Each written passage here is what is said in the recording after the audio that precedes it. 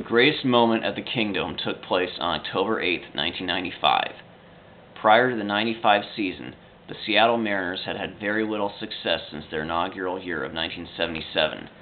From 1977 to 1994, they had finished in last place or next to last 11 times, losing more than 100 games 3 times, and having only 2 winning seasons, and their future in Seattle had become a serious question. However, after Lou Piniella became manager in '93, the team had started to assemble a talented ball club, and it was looking like the Mariners might start to contend.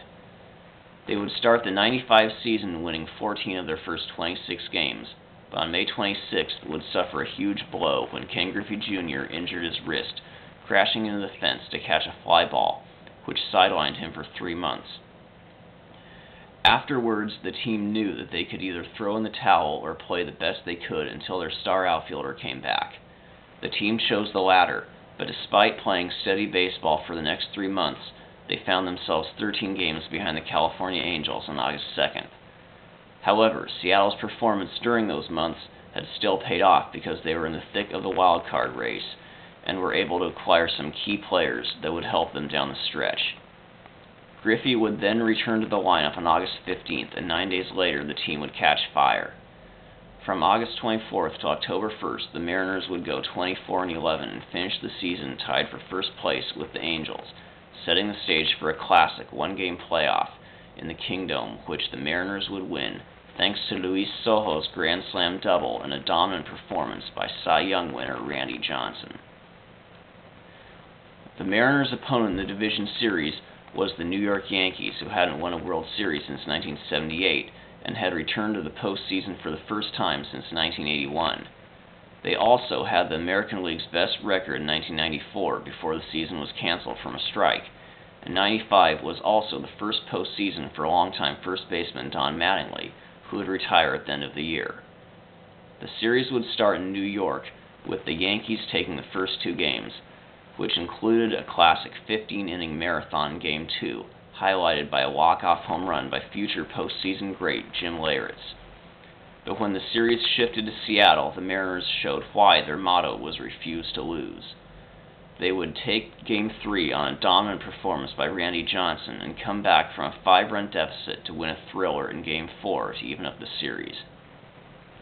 But as exciting as the first 4 games were, nothing could have prepared anyone for what would come in Game 5, which would be remembered as one of the greatest postseason games of all time.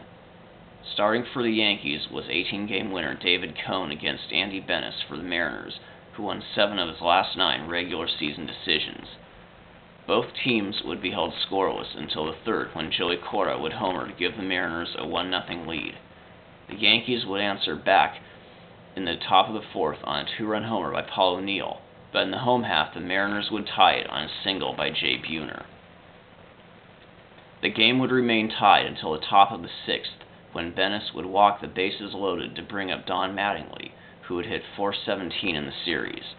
Donnie Baseball would give the Yankees the lead when he lined a double down the left field line to make it 4-2, but the Mariners caught a break because Mattingly's hit would have cleared the bases had it not bounced over the fence for a ground rule double, and it would prove pivotal because after an intentional walk, Benes would retire the next 2 hitters to get out of the inning.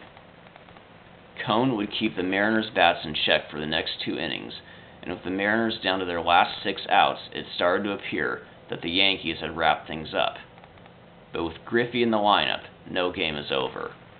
Jr. would come to the plate with 1 out and hit his 5th homer of the series to narrow the lead to 1, and 1 out later, the Mariners would get 2 runners on for pinch hitter Alex Diaz, who would get a 3 balls and 1 strike, and with the crowd of 57,411 on their feet, Cone would throw a pitch high and outside for his first walk of the game to load the bases.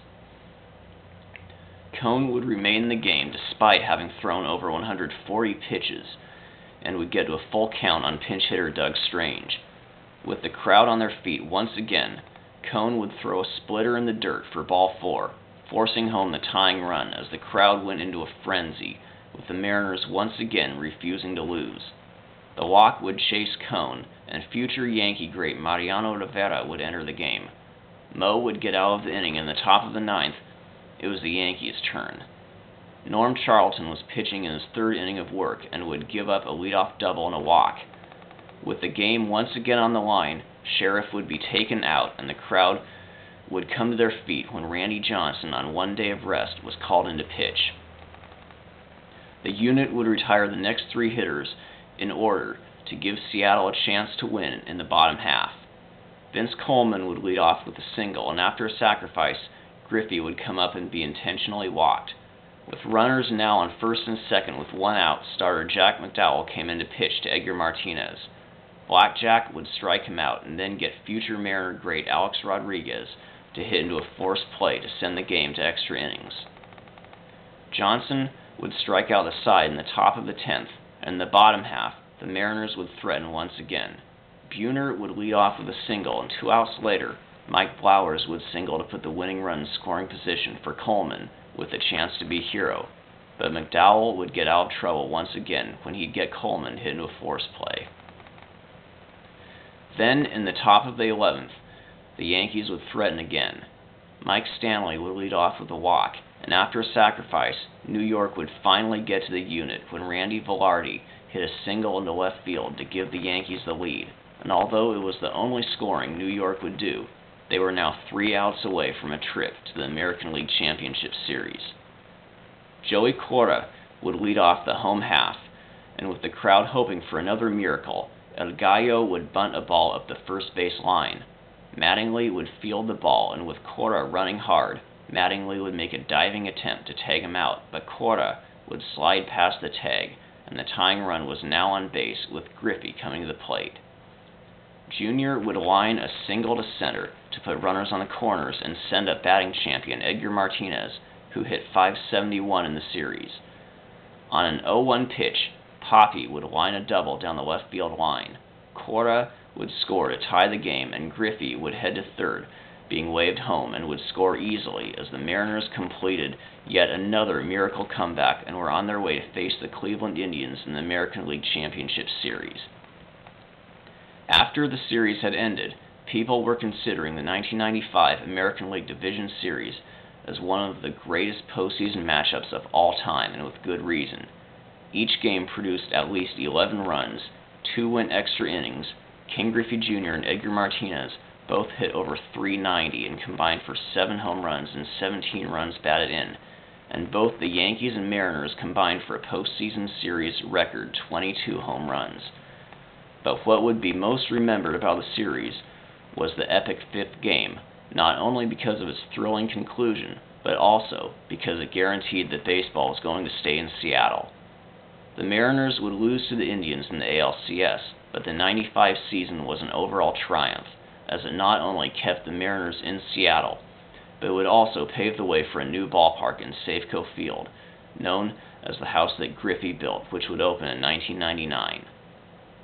After the '95 season, the Mariners would continue to have more contending teams, and for the next several years would be one of the best drawing teams in baseball. They would also win 2 more division titles and a wild card berth, and in 2001 would even tie the Major League record of 116 wins set by the Chicago Cubs in 1906.